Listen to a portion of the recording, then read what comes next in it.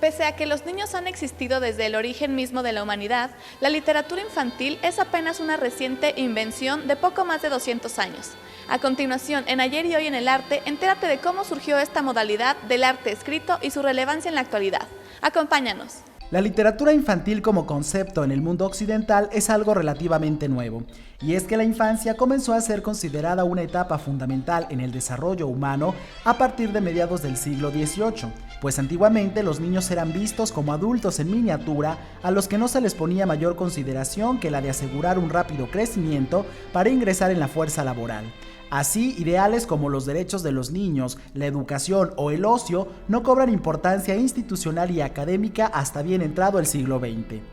Antiguamente, la literatura dada a los niños como ejemplo moral y didáctico eran la Biblia, en primer lugar, y una serie de historias extraídas de la tradición oral como mera añadidura de los textos religiosos. También hay que considerar que el elevado índice de analfabetismo dificultaba la demanda de textos especializados para los niños. Sin embargo, como antecedentes tendríamos el Pentamerón de Giovanni Battista Basile, a mediados del siglo XVII, o bien el libro francés del siglo XVII, El amigo de los niños, de un recopilador desconocido cuyo contenido se inspiraba en cuentos populares y adaptaciones de las sagas de la literatura grecolatina. Ahora bien, los grandes autores como Charles Perrault en el siglo XVII con sus cuentos de Mamá Oca, Félix María Samaniego con las fábulas morales, o bien los hermanos Ludwig Jacob y Wilhelm Grimm de mediados del siglo XIX, no eran escritores propiamente dichos, sino que adaptaron una serie de anécdotas y cuentos populares de tradición oral muy común en las campiñas europeas y que destinaban a los padres y adultos para que estos, a su vez, adoctrinaran a sus pequeños sobre cuestiones básicas de la convivencia social y los peligros del mundo.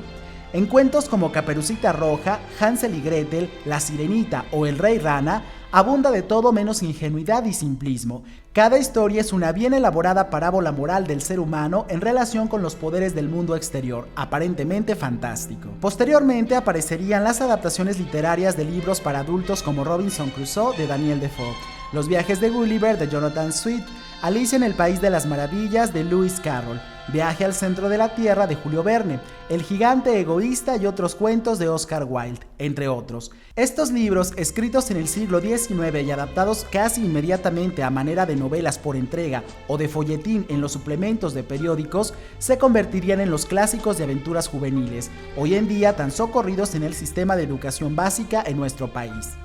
Como referencia de la literatura infantil del siglo XX hallamos a El Principito, de Antoine de Saint-Exupéry, confundido muchas veces con una fábula moral, soslayando su carácter subversivo y crítico respecto al mundo de los adultos. A partir de entonces y con los nuevos medios de producción editorial, se habla ya de un mercado de consumo de literatura infantil que va desde los bestsellers como Harry Potter de J.K. Rowling hasta conmovedoras historias como El túnel de Anthony Brown. En nuestro país se destacan editoriales y colecciones como Sidley, Ediciones El Naranjo, Ediciones Tecolote, el Fondo de Cultura Económica con la serie A la Orilla del Viento, Ediciones SM con las colecciones Gran Angular y Barco de Vapor o la editorial Alfaguara. Asimismo, destacan autores como Francisco Hinojosa, Jorge Ibargüengoitia, Claudia Celis o Verónica Murguía. Mención aparte merece la literatura poética para niños en todo el mundo, con autores como Nicolás Guillén, José Juan Tablada, Federico García Lorca, Juana de Ibarború o Gabriela Mistral. También, en el vasto mundo de la literatura para niños de la actualidad, encontramos algunas tipologías básicas de los libros, como pueden ser libros ilustrados en los que prevalece el texto y las imágenes son un mero complemento visual, o bien los libros álbum en los que el texto e imagen van de la mano construyendo el argumento de la historia, por lo que el uno sin el otro solo nos ofrecerían textos incompletos. Precisamente en San Luis Potosí existe un fuerte movimiento desde la sociedad civil que promueve la lectura y la literatura infantil en diferentes espacios, tal como lo hace nuestra experta invitada, la maestra María Eugenia Urbina, que se ha caracterizado por formar pequeños lectores críticos y gustosos del encuentro con la palabra a través de múltiples actividades como la narración oral, la lectura en atril o los títeres. Estamos trabajando con colegios particulares y también con algunas escuelas, entonces estamos formando niños a nivel de primaria para que ellos vayan pues haciendo como que esta guía para otros niños e incluso para los adultos que está teniendo repercusión, ¿no? Y colateralmente, bueno, estamos haciendo también actividades de formación cultural que implican a la lectura y a la literatura, pero que